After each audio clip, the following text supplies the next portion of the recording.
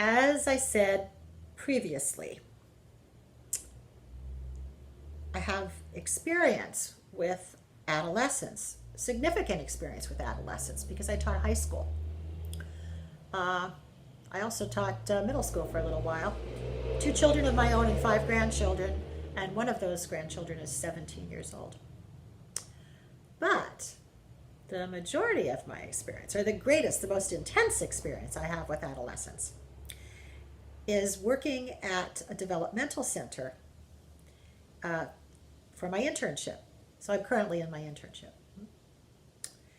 So the developmental center houses, it's inpatient, houses residents from age 18 to 72. However, because they've suffered complex trauma, they have significant developmental delays. And because they work and live together, my experience at the developmental center is much the same as being on a high school campus. We never refer to the patients as having adolescent qualities. Actually, that would be illegal. But in private, we do, talk about immaturity. So, I spend most of my day with adults who operate really at an adolescent level. How does this influence me? Well,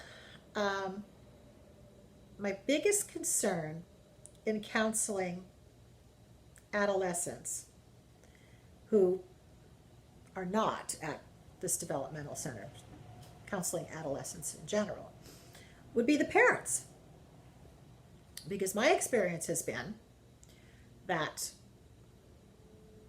these folks that I serve are the way they are because of the way they were raised. And in some cases, with some of the younger patients especially, parents come to meetings and are often their guardians. And it's not unusual to hear our psychiatrists say, if only the mother and father didn't talk to the child this way. The parents have problems of their own. I've heard him tell parents to stop saying certain things to their children. So, in counseling, I don't think I would counsel an adolescent on their own. I know I wouldn't. I would want to see the parents. There is a trend in therapy, and Rotan and Gentry reference this in their trauma course that's offered through PESI, that there are therapists now that will not see children and adolescents alone. They'll only counsel in the context of the entire family. So in other words, counseling the family. A lot of it, I'm sure, is psychoeducational, parenting skills. A lot of it is modeling.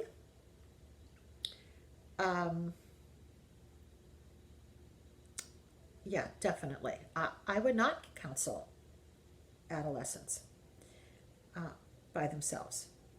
Then again, I am familiar with dialectical behavior therapy.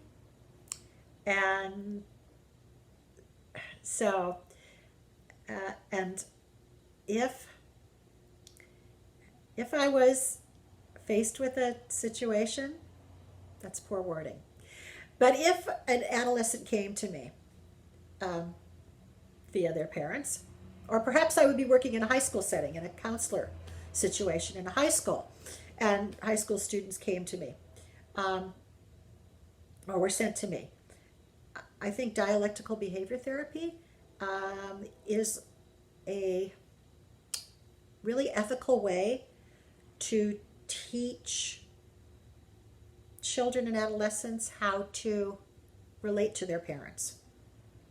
So maybe I would be comfortable with that. I might be comfortable with that. But, I would think that I would have to be really honest with the adolescents and tell them that their parents are probably not going to change.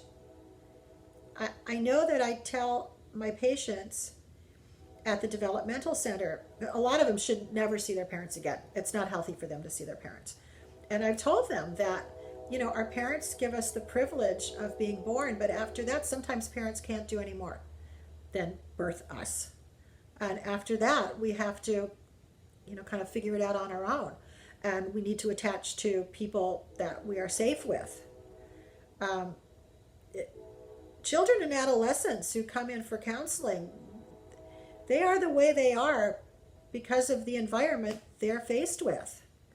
And there are plenty of times where I am sure children and adolescents have great moms and great dads, but they live in communities that are, dangerous, or they, have to move around the world, around the country. I'm thinking of people in the military, and so they have a lot of adjustment issues. They've changed schools, so I'm sure there are those situations also. And so I'm kind of going to take back what I said in the beginning. I think with those populations, I would be very comfortable. Kids who are suffering because of other environmental factors, and their moms and dads, need some skills in helping their children, and so they send their children to counseling. So I think with that population, I'd be really, really comfortable. But when we see children with intermittent explosive disorder or oppositional defiant disorder, I'd be hard pressed to be told that caregivers and family members don't have some influence on them. So I would say the family needs counseling. Issues that would be difficult for me. Well, so those issues would be difficult for me because I would want to see the parents or the caregivers. Transgender issues are not difficult for me. Sexual orientation issues are not difficult for me. I lived for a long time in West Hollywood, and I was in the fashion business. So I have a lot of gay friends, and I was in human resources, and we had a couple people transition. That was a long time ago. So I have a lot of respect and empathy for that population. I'd be comfortable counseling, kids who come in and want to talk about their relationships with their boyfriends and girlfriends. I'd become very comfortable with that. Sometimes adolescents don't want to talk to their parents about sex and about relationships. So I'm comfortable with that. But I know I would refer back to my own experience and how nurturing and how bonding and how seamless it was and how enriching my experience was. So I can see that I would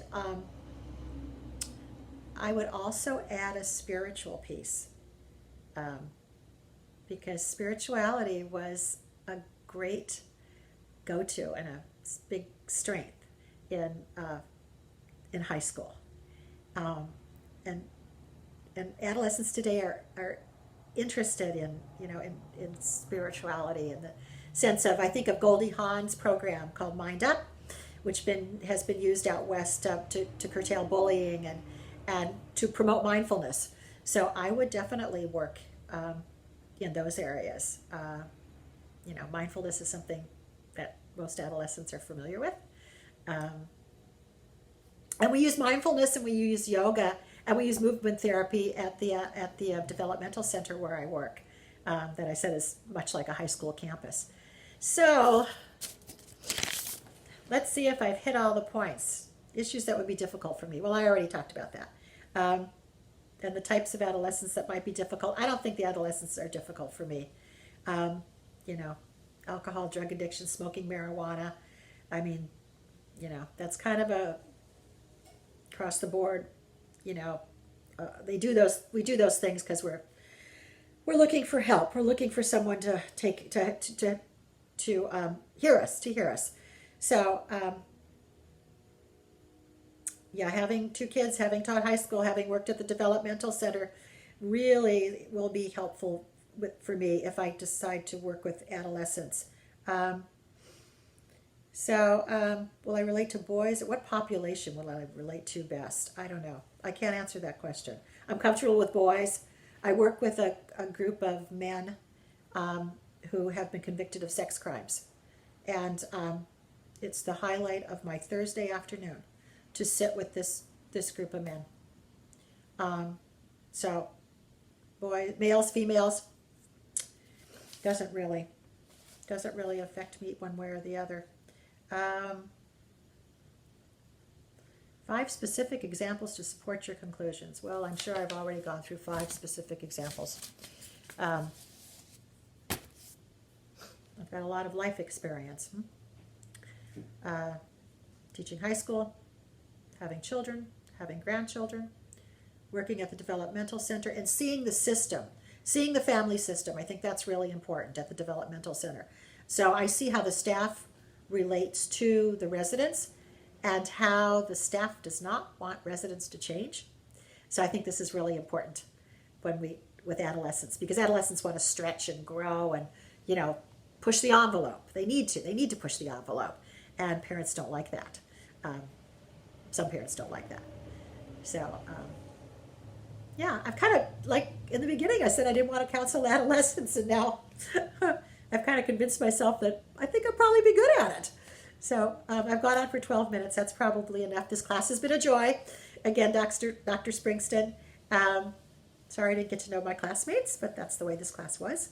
So this video goes with the first video, and I'll see you soon. Bye.